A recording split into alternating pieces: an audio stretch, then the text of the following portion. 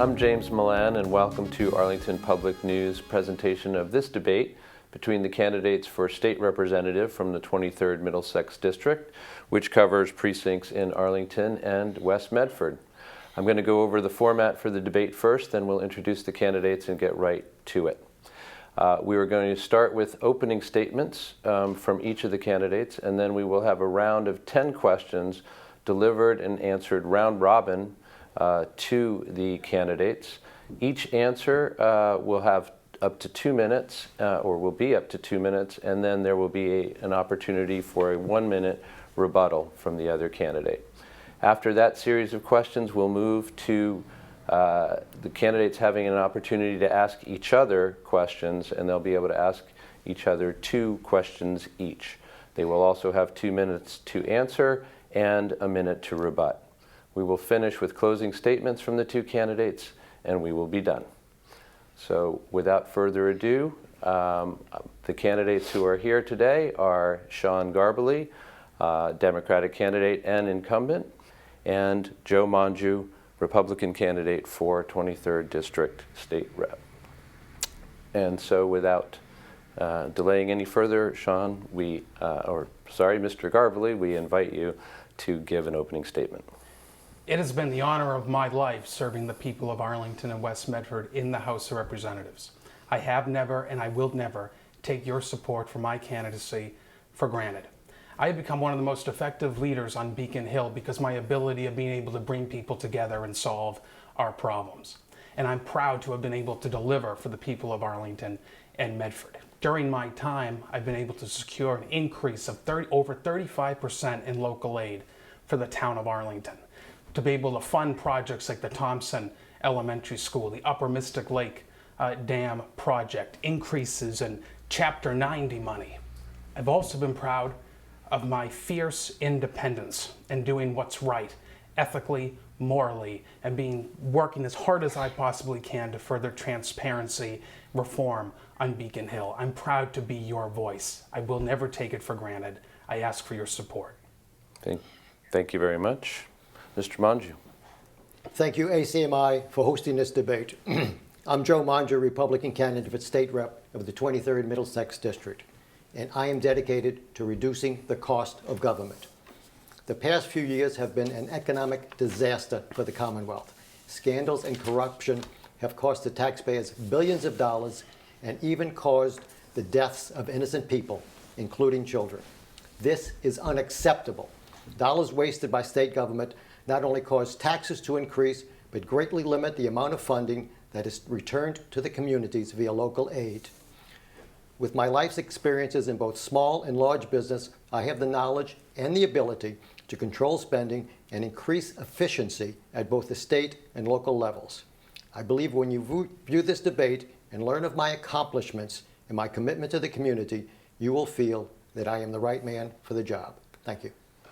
Thanks very much. And we're going to move right into the first round of questions, which I will be picking from this bowl at random. And we will begin with you, Mr. Mongiu. First question is, what are the biggest issues facing the 23rd Middlesex District, and what policy priorities would you support to address those issues? And please be as specific as you can. The biggest problem is financing. Despite what Mr. Garbely says, local aid is actually flat. It has not increased to the 30% level that he said. The only way you can suggest that local aid has increased is with the use of creative financing.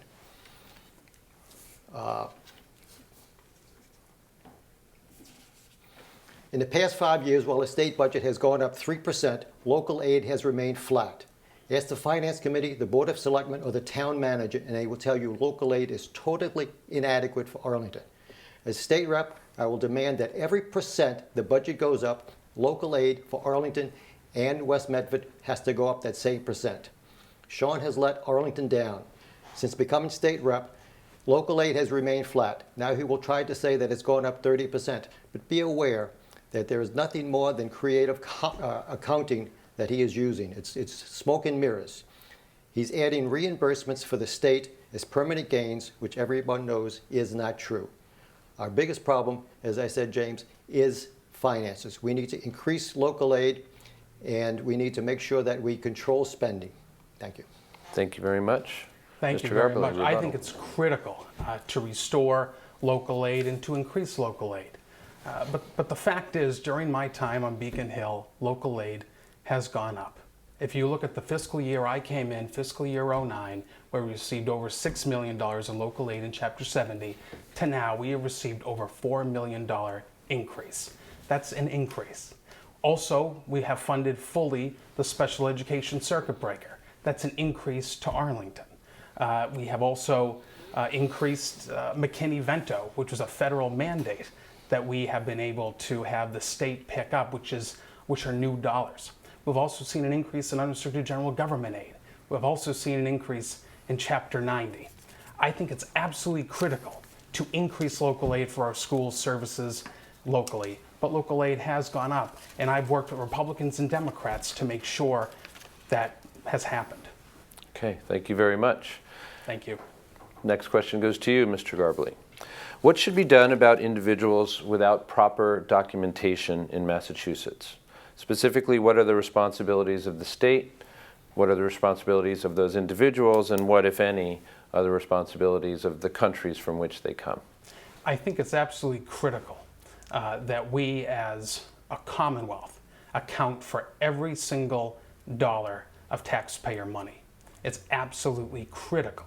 And we see that in welfare reform, we see that in EBT reform. I've been able to work with both Democrats and Republicans to secure true reforms to those programs, to account for true accountability, and by doing this, making sure that the people who really need the services get them. I think it's absolutely essential that for the integrity of the program. And we've done that. Over the past 3 years, we've increased accountability for EBT cards, we've increased accountability for welfare fraud, but the most important thing is making sure that we don't take away from the critical services that people in the Commonwealth need. People are really hurting in our country, in the town of Arlington, and we have to make sure that we don't cut more safety nets for the people of the 23rd Middlesex District. I've been proud of my record to lead on making sure that we use every taxpayer dollar, are stringent on where our dollars go. But we need to make sure that when we do these reforms, that we don't hurt the most vulnerable, that need assistance. Nobody wants to be on public assistance. Nobody does. And we need to make sure we can help that individual find a job, be able to help their families. It's in our economy, workforce training dollars appropriately available. And I've been proud of my record on that. Okay, thanks very much. Mr. Manju? Sean, I believe the question had to do with illegal immigrants, not welfare. My biggest concerns are the school children. I'm a grandparent. I have young children, young grandchildren, and I'm concerned how it will affect their schooling. I want to make sure that the immigrants that are in class with them are immunized, that they don't have the diseases that many people from out of the country do have. I want to make sure that they don't infect my grandchildren. I also want to make sure that my grandchildren continue to get a good education. I want to make sure that the student-to-teacher ratio remains acceptable for the schools. I want to make sure that the laws are followed and that the people who come here integrate properly and don't cause any problems for the citizens. Thank you. Okay, thank you very much. Moving on to the next question, which will be for you, Mr. Manju. Do you think the towns and cities in your district are fairly represented in terms of local aid budget? And if elected, what changes, if any, would you support? No, local aid has remained flat while the budget has gone up dramatically. I have some information on local aid. For the past 5 years, while the state budget has gone up, local aid has remained flat. Ask the Finance Committee, the Board of Selectmen, or the town manager, and they will tell you that it is totally inadequate for Arlington. As state rep, I will demand that every percent the budget goes up, local aid goes up. And this has not happened. Mr. Garbely takes credit for accounting for money that is not coming to Arlington. It is simply reimbursements, money that Arlington has spent and we are being reimbursed by the state. That does not count as an increase in local aid. We have problems in the community. We need to rebuild a school, 2 schools exactly, and we also need to contribute to rebuilding the Minuteman Votech School. We have a tremendous amount of financial responsibility, and we need to take it seriously. And we need to get more reimbursement from the state, and Mr. Garbley has been missing in action on that front.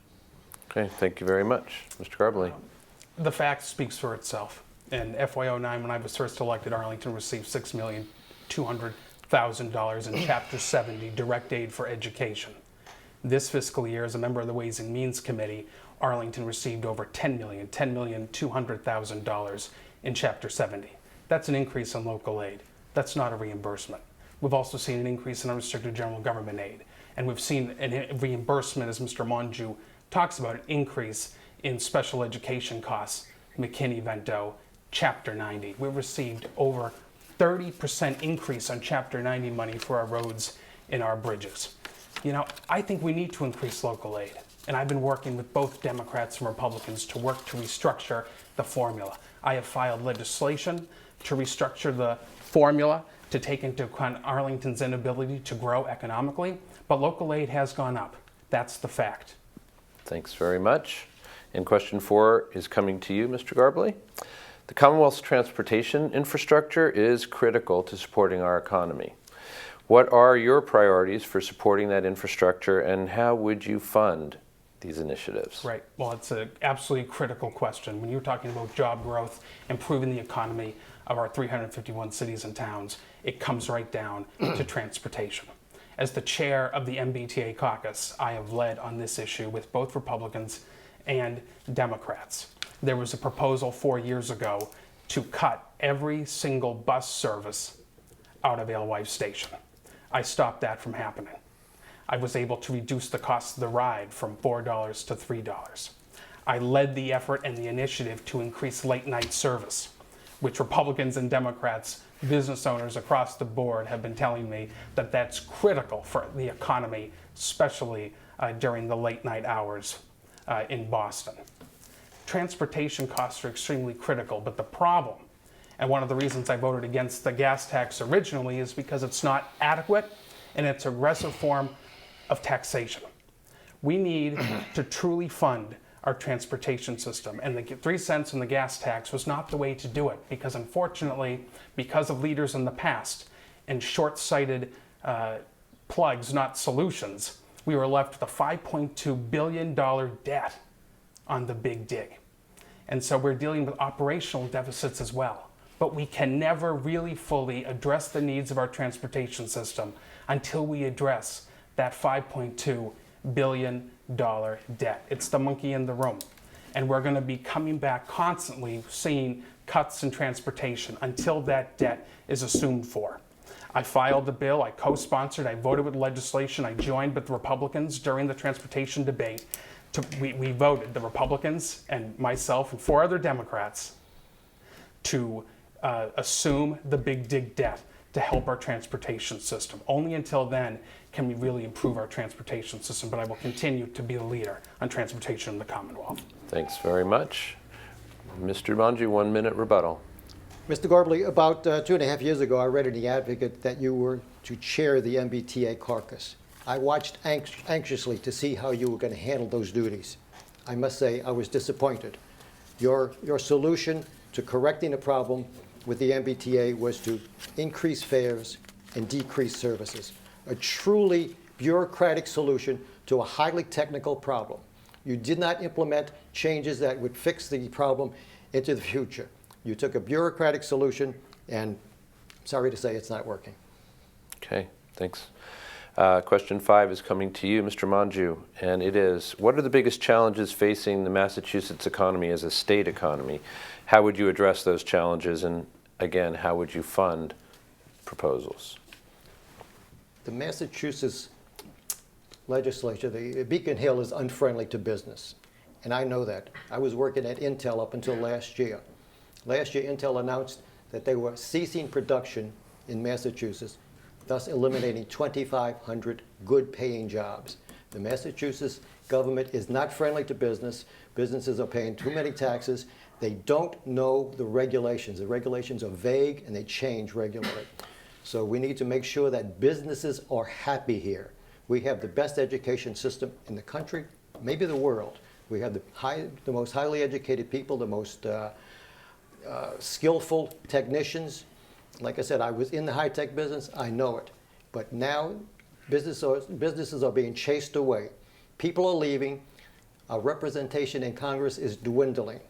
We need to make sure that it is a business-friendly environment. With a business-friendly environment, we will have more people working, more people paying taxes, more businesses paying taxes, and we will be able to compete not only nationwide, but worldwide.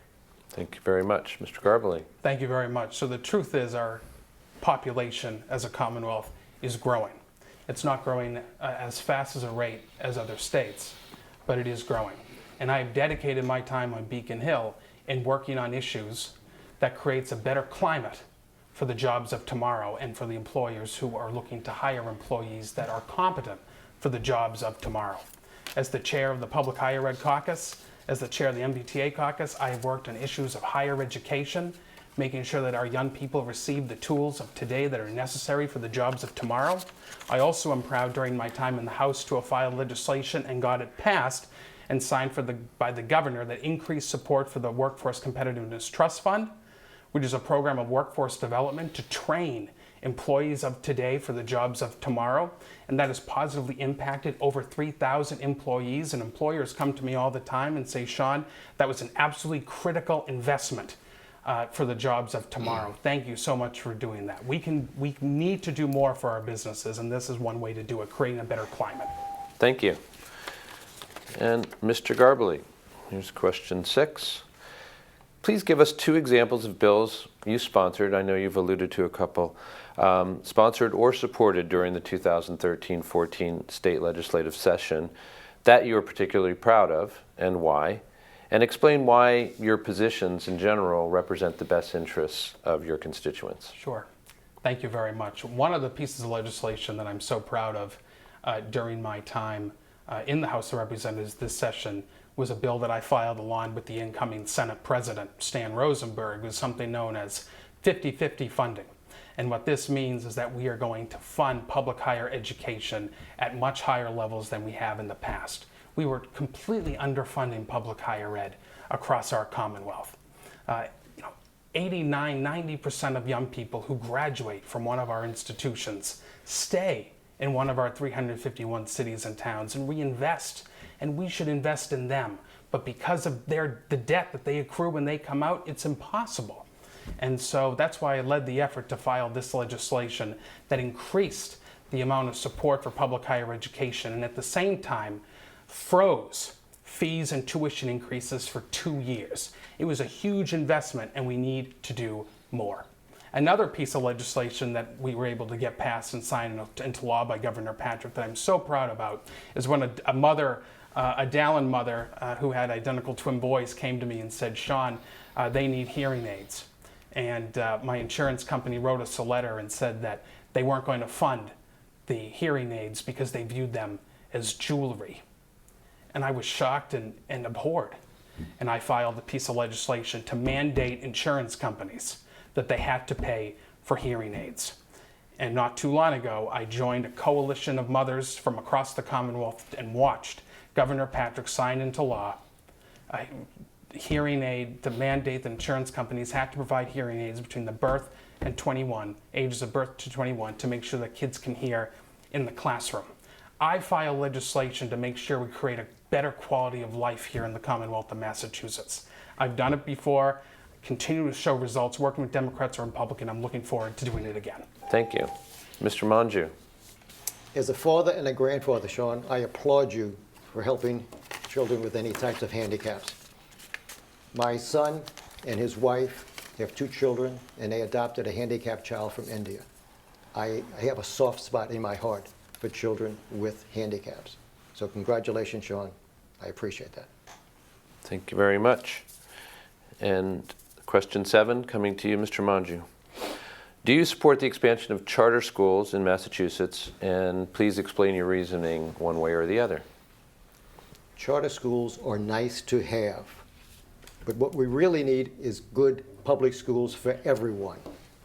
Here in Arlington, we have good schools, and we need to make sure that we rebuild both Arlington High and Stratton Elementary School to keep it that way. Not only will I fight to stop Arlington's school building reimbursement rate from being cut another 30%, I will fight to bring it back to the 80% level it was 5 years ago. Despite what Mr. Garbely says, we in Arlington and West Medford are not getting the financial support we deserve. We're not getting the financial support we used to receive from the state. We need to increase that. We need to make sure that the schools are up to par, that our kids receive a good education. Our future is our children. We need to make sure they are well prepared. Thank you. Mr. Garbely. Thank you very much. Well, I agree completely on Mr. Manju's comment regarding charter schools. We need to invest in our public schools more and improve education, K through 16, including higher ed, across the Commonwealth of Massachusetts. But I do want to remind everyone of one thing. MSBA, the Mass School Building Authority, wasn't working with the town of Arlington for 10 years to rebuild the Thompson Elementary School and the Stratton Elementary School. When I was elected and Mike McCabe, the former principal, became my legislative aide, we made rebuilding Thompson our top priority, and we were able to get it done. Okay. And we believe that it was absolutely critical to get it done, and we did. All right, I just wanted to just make sure, though, that we get an answer from each one of you on the question, a yes or no as well. Do you support charter schools, Mr. Garbely? We need a change to the formula, so right now the answer is no. And do you? Yes, I do, but public education is more important. Okay, thank you very much. And we're going now with question 8, coming to you, Mr. Garbely. In reviewing your work over the past year, what is one thing you wish you had done differently, and what lesson have you learned from that? Well, I think, so the debate happened during the gun legislation, and I'm very proud of that legislation around mental health quality checks and making sure that the law we put in, that there are all mental health screenings for those who choose to get an FID card. I think that's something that's absolutely important. During the legislation, I filed the bill to mandate insurance companies to pay for the services with school psychologists called educational psychologists. Currently, they don't reimburse schools.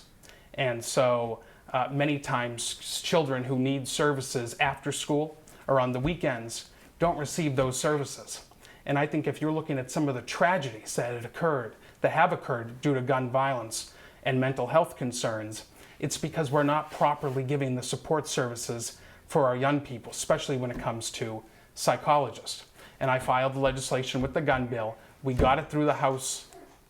The House voted for it, took great, enormous steps, and supported my bill, which would have made a huge difference. And I actually want to thank the Republican minority leader who worked with me to make sure it's a reality, because if you want to address mental health, you need to address the services in the school system that are afforded to our children, and make sure those services are available after the school hours and during the weekends. Unfortunately, we weren't able to get that bill passed in the Senate. And one of the reasons for that are the powerful interests on Beacon Hill. The insurance lobbyists are very, very powerful, and they killed the bill at the detriment for our young people here in the Commonwealth. The lesson that I've learned is I will continue to be a fighter for the people of this district on issues that I care about. Okay, so just to clarify, are you saying that you wouldn't have done anything differently around pursuing that legislation, and it's simply that it didn't work out?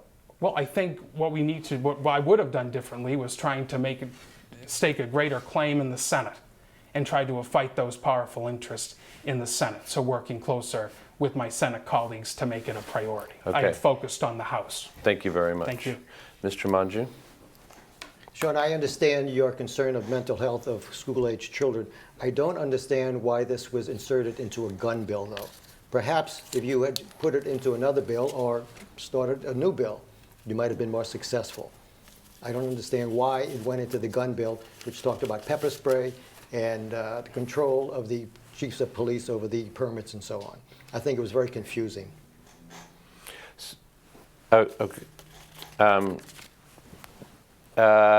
Thank you. I'm going to move on to the next question. And this comes to you, Mr. Manju. Ballot question number 5 concerns the adoption of the Community Preservation Act for Arlington. Will you vote in favor of adopting the CPA or not? And please explain why your views would represent the best interests of Arlington residents. I'm an opponent of the CPA tax. We need to put Arlington High and Stratton High rebuilds first. The CPA tax is putting special interests over priorities in Arlington. From what I see, Sean is a public supporter of the CPA tax, and he says he will get matching funds. I'm not sure how we can do that when he's having trouble getting us an increase in local aid. From what I see, the CPA tax is going to increase the property taxes of the people in Arlington. And the projects it can be used for, the projects that the money from the CPA tax can be used for, are very narrowly focused projects. Projects that might be nice to have, but aren't necessary to have. Also, there's going to be a large amount of money for the administration of the CPA funds. In fact, there's so much money that it dwarfs the amount of money spent on the Finance Committee. So I think that is overfunded. It's a bureaucratic nightmare that's poorly defined and is liable to cause problems not only because of the increase in taxes, but because of the uncertainty of how the money can be spent. Thank you. And Mr. Garbely, will you support the CPA, and why or why not? So there's 2 portions of the CPA. First of all, I believe it's up to the voters of Arlington to make that decision. I am a strong supporter of the CPA when it comes to local aid. I believe it's a strong source of local aid for our cities and towns. It is strongly supported by many Republicans and Democrats on Beacon Hill. Governor Cellucci signed the CPA into law, and I've been fighting ever since I was elected to make sure that as local aid that it is funded for cities and towns, because we believe it's a critical investment. So my work on the CPA has been at the state level, making sure that if communities choose to adopt the CPA, that the funding is there.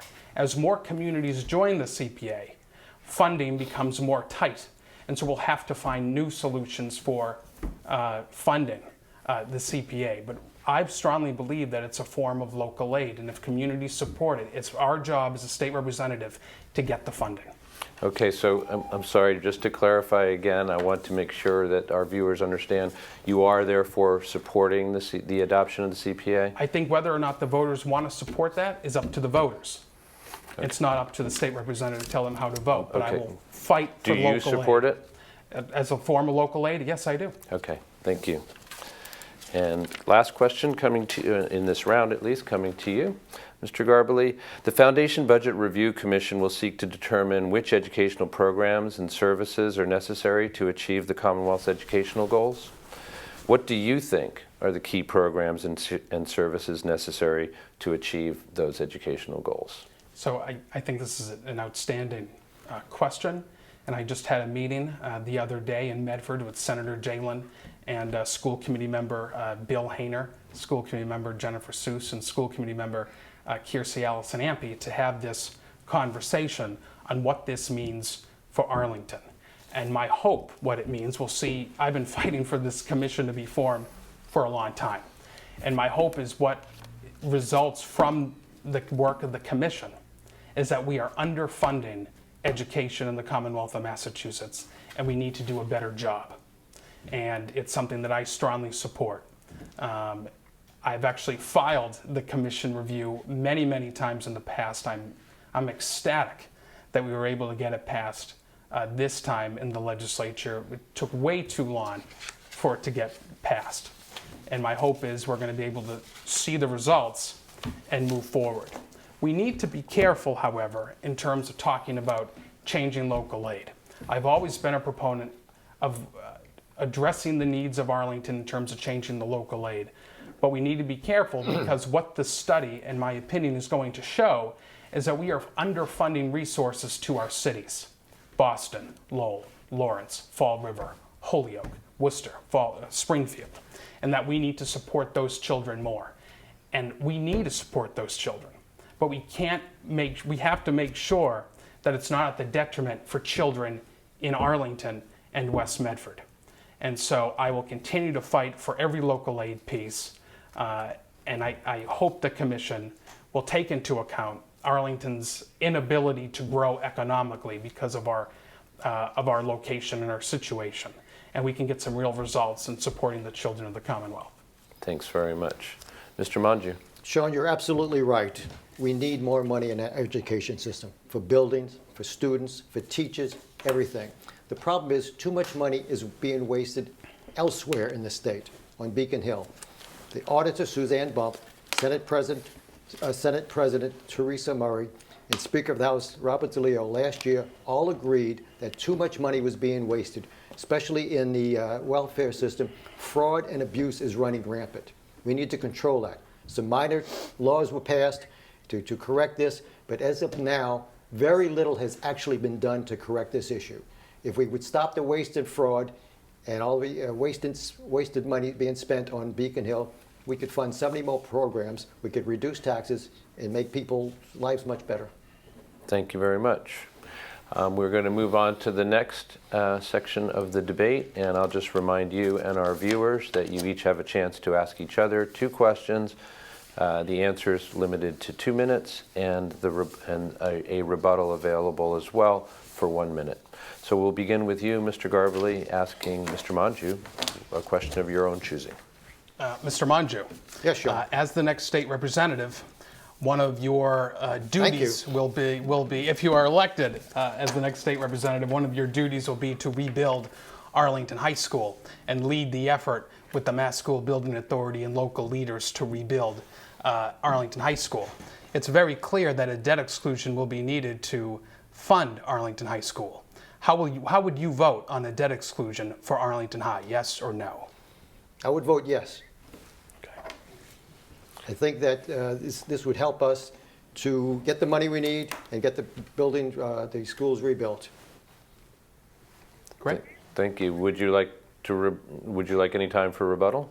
I agree with his answer. I think it's absolutely critical. Over the past 2 years, or the past time in my legislature, I have fought for funding with MSBA for Stratton School, for new roof, boiler, windows for the Thompson School. It wouldn't have gotten done without that intervention.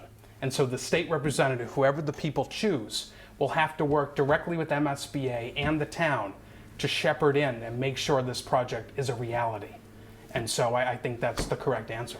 Thank you. Mr. Manju, your opportunity to ask a question. This is going to sound redundant, but this is my question. For the past 5 years, the budget has gone up 30%, while local aid for Arlington has remained flat, and our school building reimbursement rate has been cut by 30%. Can you tell Arlington residents why they haven't seen you fight more for increases in these areas? Well, thank you, Joe, very much. And I'm going to correct, just because you portray them as facts does not make them so. Arlington has received an increase in local aid of 35% since I've been in the House of Representatives. You can go to the cherry sheets, you can talk to the town manager, you can talk to the finance committee. I've worked directly with them to make sure that happens. But I always believe that the representative needs to fight for more local aid, and I will continue to do that. I am always at the Board of Selectmen meetings. People in Arlington see me in Arlington. Arlington residents have my cell phone number. They call me constantly. So they know I'm fighting for them and their families. It's very, very clear. And the accomplishments, the new Thompson Elementary School, the new roof, windows, and boiler at the Stratton School, that shows that I'm fighting for their interests, because those are successes that I've had in the House of Representatives. In terms of what Mr. Manju has stated in terms of the reimbursement rate on MSBA, that has happened across the state as sales tax revenues have completely have continued to deplete because of revenue shortfalls. But I want to make sure everyone knows that it was a 10-year period when the Thompson wasn't even mentioned by MSBA. And it only became a reality after I was elected and made it a priority. Priorities matter. And fighting for more local aid and fighting for more funding for MSBA has been a priority of mine. You can see that by our successes as a community. And it will stay a priority for mine. Thank you. 1 minute rebuttal. Sean, if you talk to the people on the Finance Committee and ask them about local aid, they will tell you that it has been flat and it is totally inadequate for Arlington. It's time to start putting the town first and elect a state rep that will demand that for every percent the budget goes up, local aid will go up by the same percentage. Okay, thank you. Moving on to the next question, Mr. Garbely. Mr. Monju, our district, one of the great things about our district is that we are a place that's very supportive of equal rights and civil rights. Where do you stand on gay marriage and transgender equal rights for the people of the 23rd Middlesex District? As I said in my opening statement, I am dedicated to reducing the cost of government. I'm not interested in voting for changing the laws on abortion or gay marriage in Massachusetts. These are laws. These are in effect.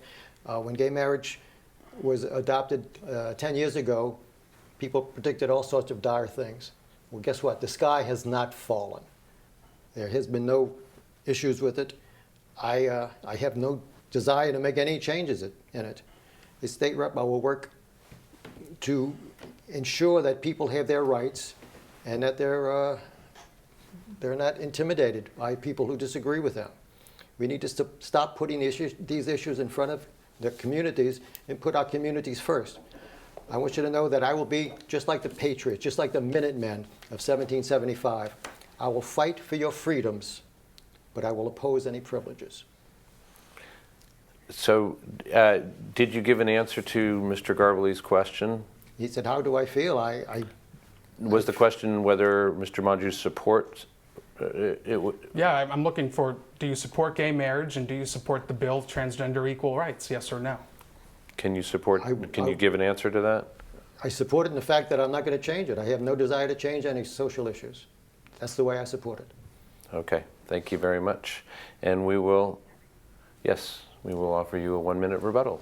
So I think where we stand on civil rights, women's right to choose, gay marriage, support of equal couples to marry, and transgender equal rights is absolutely critical for the type of people that we are in Massachusetts, especially in Arlington and Medford. Several years ago, we voted on the transgender equal rights bill.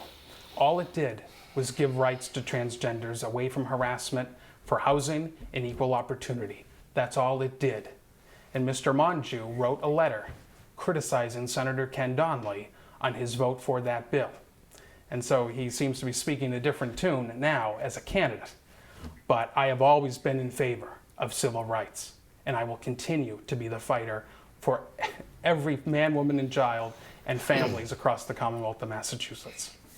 Thanks very much. And we have one last question, and it will be yours to ask, Mr. Monju. Sean, earlier this year, an amendment to a bill came up that was focused on the DCF. It was a bill to fund investigative services to seek out missing children, children missing in the DCF system, children that were supposed to be protected by the DCF.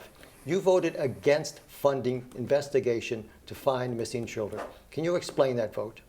So I did not vote against that amendment. I'm not sure what Mr. Monju is alluding to or what the roll call number is, but as someone who was adopted in the Commonwealth, I take the care of kids in foster care and adopted children in the Commonwealth extremely seriously.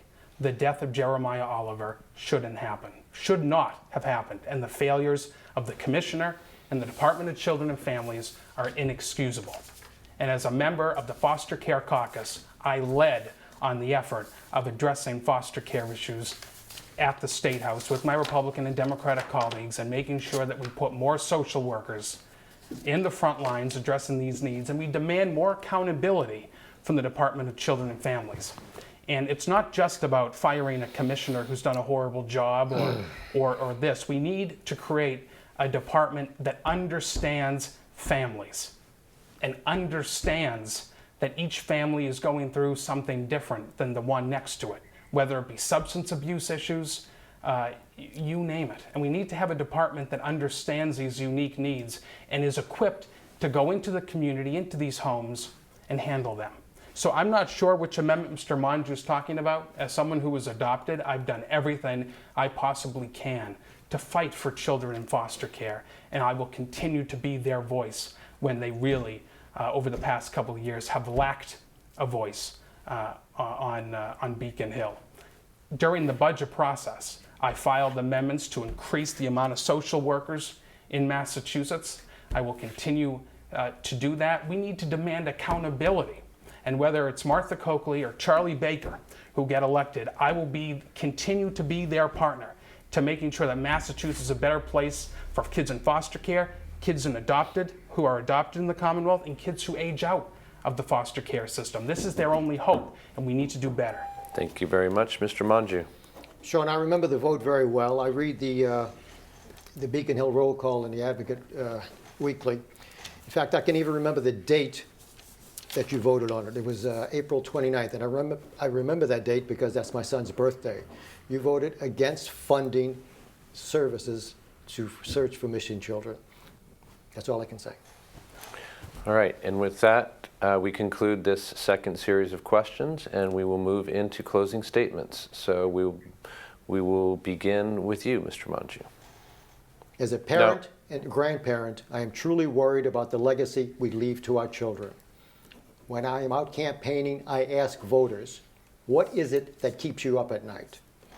The answers are, how am I going to pay my bills, and how will I take care of my children?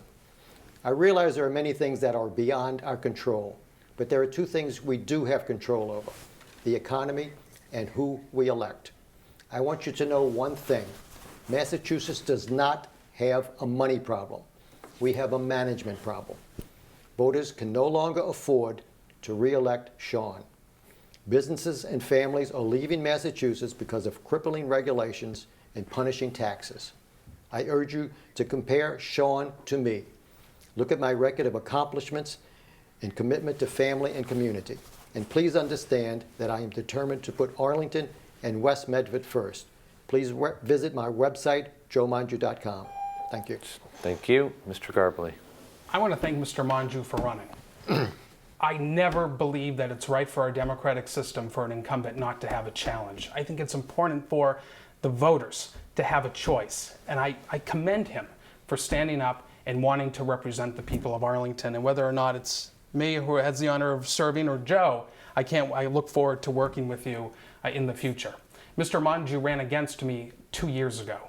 I was fortunate to receive over 81% of the vote, close to 20,000 votes. And I've been able to get that kind of support because I bring people together, Democrats, Republicans, and independents, to solve the real problems before the Commonwealth. My accomplishments are stated: increasing local aid, the Thompson Elementary School, the Upper Mystic Valley, the dam. I've been a fighter and an independent fighter for the taxpayer of the Commonwealth. And I'm looking forward to spending 2 more years fighting for you and your families. Thank you very much.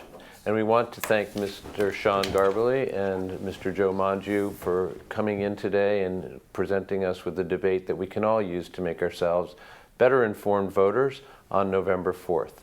Make your voice heard on that day. For Arlington Public News, I'm James Milan. Thanks for joining us.